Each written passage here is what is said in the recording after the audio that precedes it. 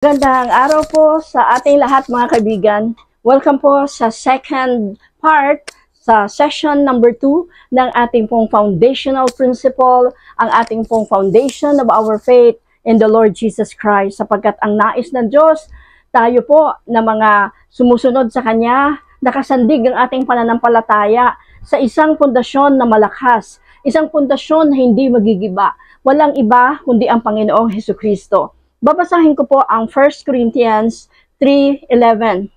Paulit-ulit lang po nating mamemensyon ang ilang po sa ating mga verses na yan dito po sa ating pag-aaral. So, puntahan ko po yung 1 Corinthians 3:11.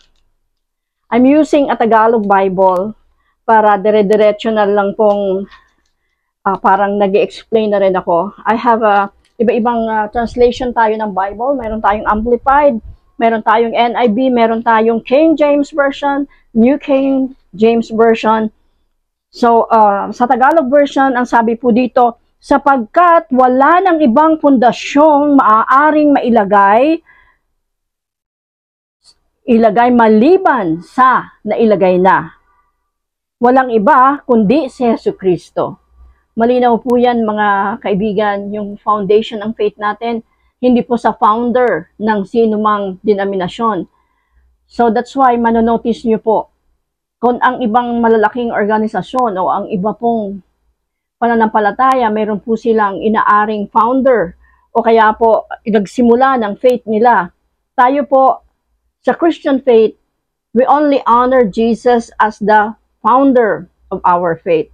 Lahat tayo is walang appointed son of God. Lahat tayo ay chosen to be sons and daughters of God. Sabi po sa 1 John 1:9 at sa John 1:12, tayong lahat na tumanggap sa Panginoong Hesukristo ay pinagkalooban niya ng karapatang maging anak ng Diyos. So, pantay-pantay tayo sa family of God. No? Pantay-pantay, yan man po ay kasali sa fivefold ministry. Ano yung kasali sa fivefold ministry? Sa Ephesians 4:11. Sabi po doon, mayroong propeta, mayroong apostle, prophet, mayroong pong pastor, mayroong evangelist, at mayroong teachers sa fivefold ministry. Ngayon pong church age. Ngayong church age ang ginagamit po ng Diyos sa ministry is prophet or the apostle, the pioneer, apostle, the prophet na nagbibigay ng instruction, nagbibigay ng mga babala, the pastor who is the overseer o yung nag-oversee, nag-aalaga, the evangelist, siya yung nagpo-proclaim, at yung teacher, siya yung nagtuturo. So, to edify us. So, pero pantay-pantay tayo pagdating po sa kung sino yung parang pundasyon ng pananampalataya, walang iba ang Panginoong Hesukristo. No? Sabi dito sa binasa natin sa 1 Corinthians 3:11, wala nang ibang mailalagay. Hindi kayamanan, hindi ganda ng simbahan, hindi ganda, hindi karanyaan o kagandahan ng building ang pundasyon ng faith natin, kundi ang Panginoong Hesukristo. Sabi po sa John 1:12, so, John 1:12, pantay-pantay po tayo kasi lahat tayo ay tumanggap sa Panginoong Hesukristo. Sabi po dito sa John 1:12. Okay, sabi po dito, subalit ang lahat ng tumanggap at sumampalataya sa Kanya ay binigyan niya ng karapatang maging mga anak ng Diyos. Sila ay naging mga anak ng Diyos. Okay, so sa John 1:12 po yan. So, we belong to the body of Christ and tayo po yung templo ng Holy Spirit. Sabi po sa 1 Corinthians 3:16. Pero hindi po yun yung verse na mga bibigyan natin ng pansin. Because dito sa ating foundation principle, ang pagdidiinan lang po natin na ang foundation of our faith is the Lord Jesus Christ. Okay po. So, may mga tanong po pag study po tayo dito bago tayo makatanggap ng parang diploma, na tayo ay nagtapos sa series na ito, meron po mga questionnaires, meron mga tanong. So that's why yung teacher ay paulit-ulit lang pong nagre-reiterate ng ating teachings. So pupuntahan natin itong Ephesians 2:19 to 22. Sabi po dito, Ephesians 2:19 to 22. Tagalog po ulit ang aking babasahin, mga kaibigan. Sabi po dito, sa makatuwid, hindi na kayo mga dayuhan o taga-ibang bansa, hindi na mga foreigner, hindi mga alien, kundi mga kababayan na ang mga hinirang ng Diyos, kabilang sa kanyang sambayanan, tulad ng isang gusali. Okay? Kayo'y itinayo sa pundasyon, inilagay ng mga apostol at mga propeta, na ang batong panulukan ay si Jesucristo. The panulukan is the cornerstone, yung pinakabato sa ilalim ng pundasyon ay ang Panginoong Jesucristo. Na even though nandoon yung 12 apostles, nandiyan po yung mga propeta, nung sila ay nakasama ng Panginoong Jesucristo na nag-declare ng Word of God, but hindi po sila, hindi propeta, hindi po pangalan ng santo, hindi rin po pangalan ng sino mang disipulo ang pundasyon ng pananampalataya natin. Kundi, sabi dito, ang batong panulukan ay si Jesucristo. Sa pamamagitan niya, ang bawat bahagi ng gusali ay nagkakaugnay-ugnay at nagiging isang templo na nakatalaga sa Panginoon. Dahil din sa inyong pakikipag-isa sa Kanya, kayo man ay sama-samang itinayo bilang tahanan ng Diyos sa pamamagitan ng Espiritu. So we believe that the Church of Jesus Christ is not the building, but we are the church, tayo ang templo ng Holy Spirit. And the Holy Spirit is residing in us. And so, sabi dito, yung pundasyon ay parang katulad ng nagtatayo ka ng tahanan na yung bricks o yung mga semento o kaya po yung pasunod-sunod na paglalatag po para maging wall, yung bloke ng hollow blocks, okay, building blocks, ay walang iba pong sasandigan o pagsisimulan sa foundation ay ang Panginoong Jesucristo. So, malinaw po yan. Wala pong iba tayong pundasyon. Even though, salamat kung mayroon pong nangangaral o mayroon pong ginamit para tayo'y makakilala sa Lord, pero hindi po sila ang pundasyon ng ating pananampalataya.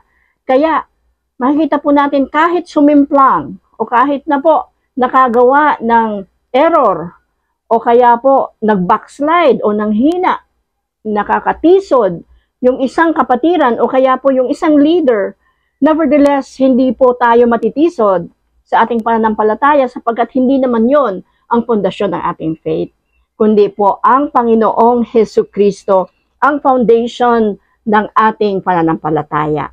Okay po. So, why we study these foundational teachings? Para po maganda yung latag, hindi po tayo masisway ng anumang doctrines. We must know why we believe and what we believe.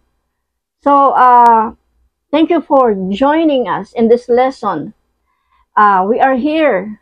Tayo po, nagsimula po akong umupo sa mga nagtuturo sa napaka-early age pa po. Nakikinig na po ako ng mga nangangaral. At a very early age, I started actually working very early in some ministry.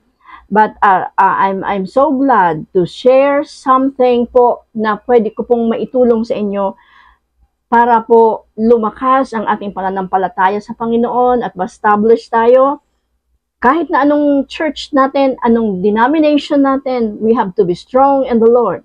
And then the power of His might. Para dumating man ang bagyo, ang pagsubok, ang sabi sa Bicol, nagwalo-walo ang bagyo. No? Ibig sabihin, malakas yung bugso ng hangin at ng unos.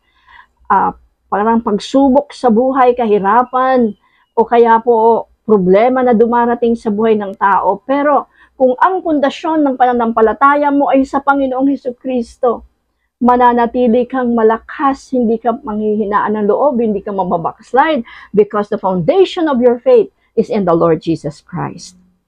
So sabi po dito sa ating pag-aaral, actually po, growth po yan. Para nag-kinder tayo, nag-grade 1, nag-grade 2. At actually po, ang sabi sa Book of Hebrews, dapat po, alam na natin muna yung mga foundational teachings and then hindi tayo mananatili doon. Dapat nag-grow tayo. But I believe that it is essential for us to go back to the foundational teachings po para tayo mapag-aralan natin po kung ano yung mga dapat talagang alam natin. What are those? Isa po doon yung foundational teachings ay yung patungkol po. Sabi po sa Hebrews 6, kaya't iwan na natin ang mga panimulang aralin tungkol kay Kristo at sa magpatuloy tayo sa pag-aaral na para sa mga may sapat na gulang na. Hindi lahat ng panahon ay milk na lagi lang, for God so loved the world that He gave His only begotten Son, that whosoever believes in Him shall not perish but have an everlasting life.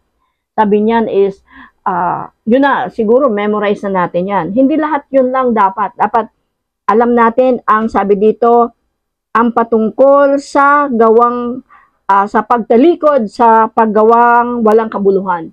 Sa English po is repentance. We must know what's the right way of repentance. Ano yung tamang, kasi mayroong mga nagsasabing, nagsisi na ako, o pinatawad na kita pero hindi kita makakalimutan, o hindi ko makakalimutan yung ginawa mo. Ano ba talaga yung tunay na pagpapatawad, at ano yung tunay na repentance? At ang sabi dito, tungkol sa pananampalataya or faith. Faith in God is another foundational teachings at madadaanan po natin yan sa series na ito. More about what is faith. Paano mo masasabing may legit kang pananampalataya sa Panginoon and how will faith grow? Tungkol sa mga iba't ibang seremonya ng paglilinis at okay, this is baptism, okay? Ano ang tamang bautismo? The baptizo, okay? Anong witik ba, wisik ba, or lubog, or yung inilulubog sa tubig? Ano yung tamang baptism? Okay, and the laying on of hands. The laying on of hands. Why we lay hands on the sick? Bakit nililay hands po ng ating mga leaders, man of God, woman of God, yung may mga sakit, or kaya yung mga pumupunta sa harapan, sa pulpit pag may nagpapapray. Ano po ba ang kapangyarihan na hatid ng laying on of hands? At sabi po dito, okay, but it's maganda po pag sa English. Basahin po natin ang Hebreo or Hebrew 6:1 to 2 hanggang 3. Itong okay, ito po yung English version natin na gagamitin. Therefore, leaving the principles of the doctrine of Christ, let us go unto perfection. Not laying again the foundation of, number 1. Ano yung mga foundation daw po na dapat alam natin? Na after na malaman natin ito, hindi na ito natin, dapat nag-higher level tayo. Okay? But we must know the basic of, number 1, repentance, pagsisisi. Number 2, faith towards God. Number 3, doctrine of baptism. Number 4, laying on of hands. Number 5, resurrection of the dead. And number 6, the eternal judgment. Well, favorite ko po itong pag-aralan, itong about sa eternal judgment. That one day, tayong lahat ay haharap sa Diyos. Lahat tayo, mayaman man, may pinag-aralan man o wala. One day, it is appointed unto man once to die, and after that, the judgment. So, pag-uusapan po natin yan sa seryeng ito, pero yan po ay dadahan-dahanin natin para po lalong maunawaan natin yung ating pananampalataya at para ma-share din po natin sa iba. Yung purpose po natin that we will be strong in the Lord and in His Word, and we will be able to practice. Diba? Kasi noon po sa binasa natin sa aklat ng Mateo, kaila 7, yung patungkol po sa parabola ng lalaki na naggawa ng bahay. Yung matalino ay halintulad ng taong nakikinig ng salita ng Diyos at ginagawa niya ito. Yung lalaking yon na gumagawa niya ang napakinggan niya ay katulad ng lalaking nagtayo ng bahay sa bato. Pero, ang pangalawang uri ng nag-build ng house ay yung hangal o yung naive na nakinig siya ng salita ng Diyos pero hindi niya naman isinasagawa ito.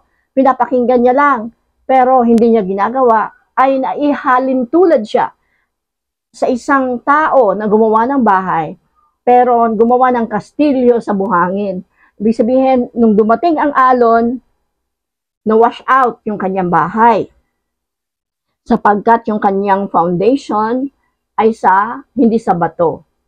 So, tayo po, ano man ang pag-aaralan natin, we believe that we are hearers of the word and doers also. We are not just hearers of the word, but we are doers also. So, basahin po natin ang Luke 6:46 to 49.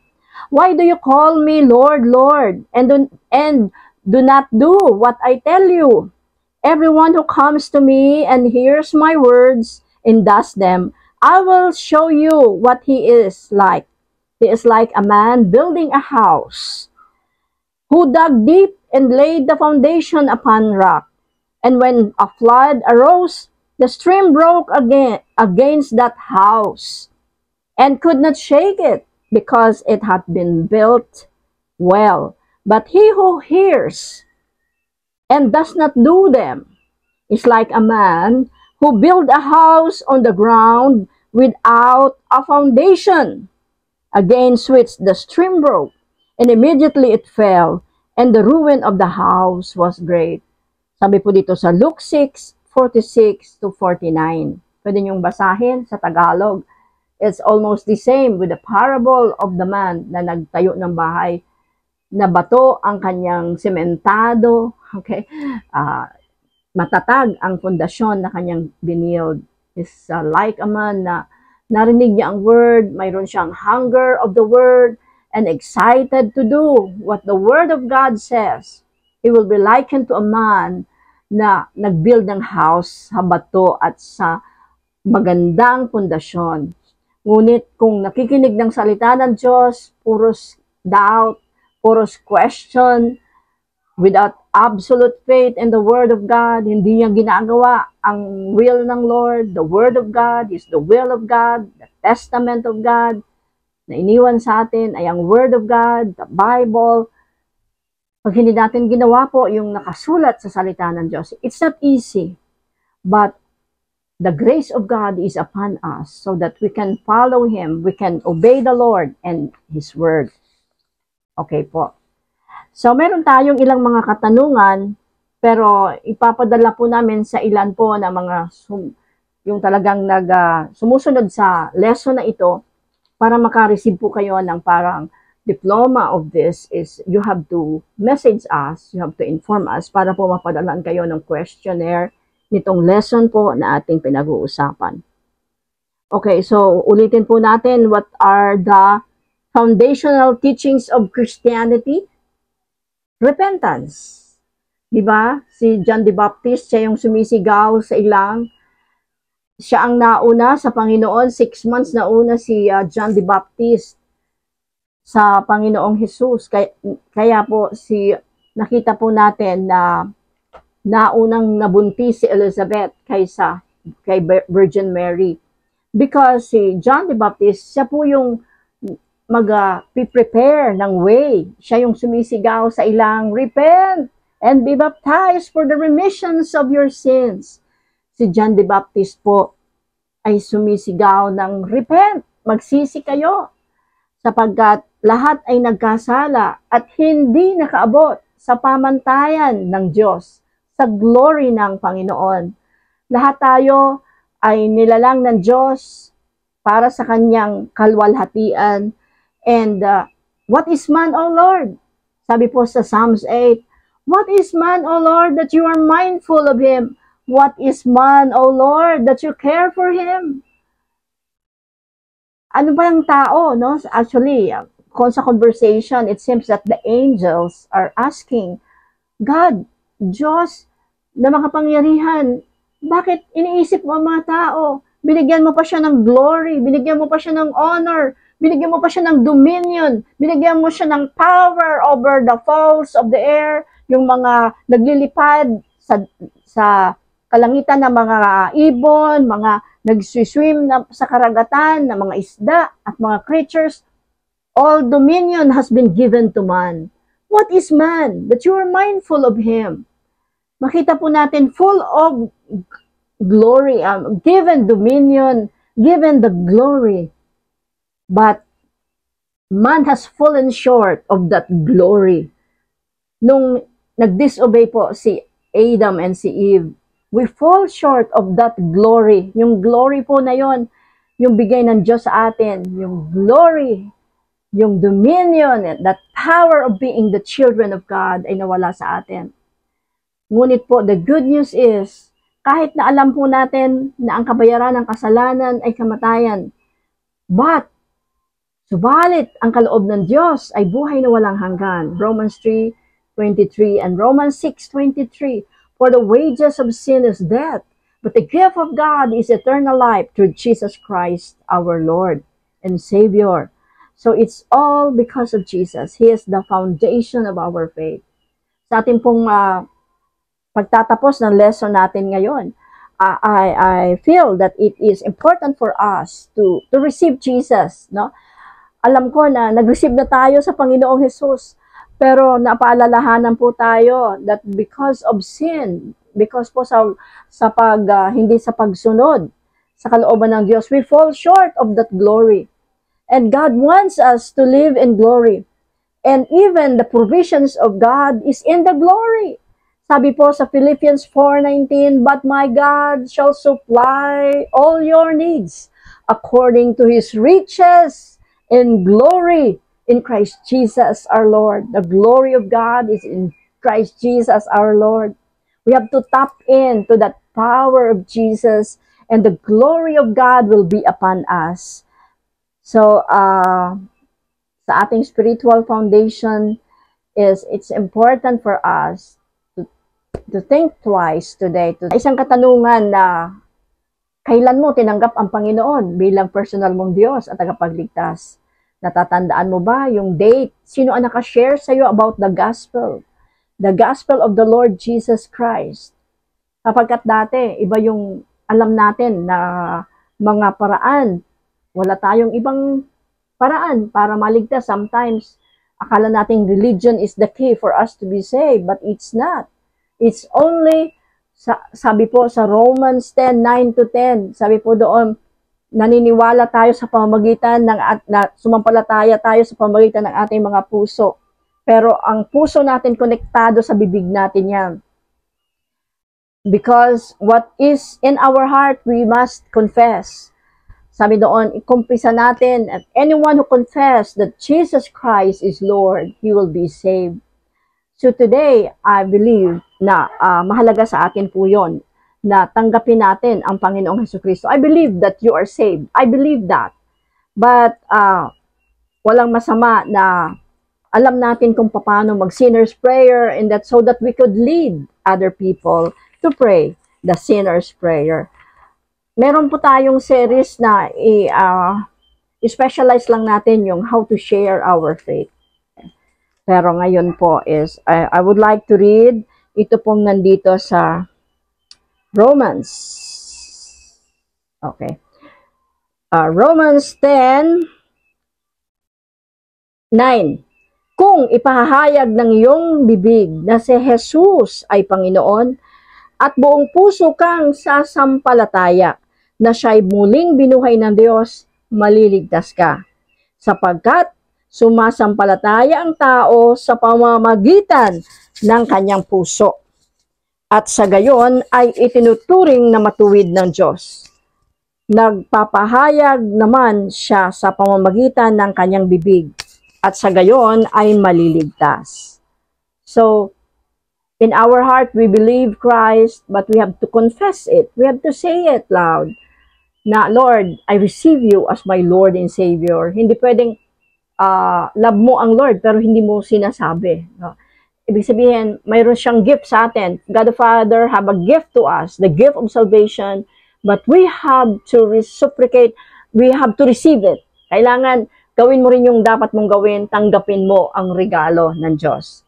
So, Si Jesus po ang foundation of our faith. And because of that, because diyan nakatayo pa rin tayo. Hindi tayo na backslide, hindi tayo nanghina. Nung meron tayong napakinggan na mga nanghina o nakagawa ng hindi ayon sa kalooban ng Lord, hindi tayo na-discourage because hindi sila yung ating fondasyon ng ating pananampalataya. No, it's just our duty to pray for them, but they are not the source of this faith. God is the source of our everything, and He is the foundation, the rock of our faith. So hanggang dito lang po tayo ngayon. I hope that you remember the verses po na ating mga pinag-usapan. You can just review it, and then you can familiarize of these verses, and then it's just easy. You can just share the gospel. It will just flow. It will just flow in your heart, and you can. Anyone who wins soul is wise. So thank you so much. At I asked you to pray with me. Father God, thank you so much po for your word na aming natutuhan ngayon. I pray, Lord, na sa aking mga listeners at sa mga nag-aaral ng lesson ito, Father, that buksan mo po ang aming puso, that oh God, the light of your word, oh God, that there will be an understanding in our hearts of your words, Father. Holy Spirit, you can do it, Lord God. Hallelujah. Thank you, Lord Jesus. So that, Lord, patuloy na maging malakas yung aming pananampalataya sa iyo.